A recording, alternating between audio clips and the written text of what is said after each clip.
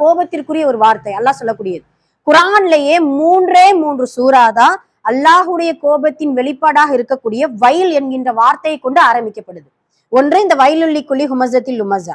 ரெண்டாவது இன்ஷா அல்லாஹ் பெரிய பிள்ளைங்களுக்கு எல்லாம் தெரியும் வயலுள்ளில் முத்தஃபிஃபீன் நம்ம படிக்கிறோமா, அதுலயும் வயல் என்றால் கேடு, முத்தஃபிஃபீன் என்றால் அளவு நிறுவையில் மோசடி செய்பவர்களுக்கு கேடுதான் அல்லாஹ் சொல்றான்.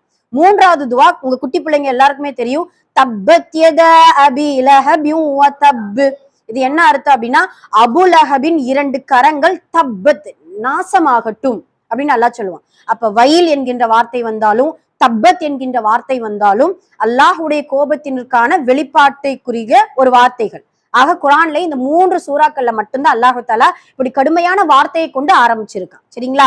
இந்த இடத்துல யாருக்கு கேடு?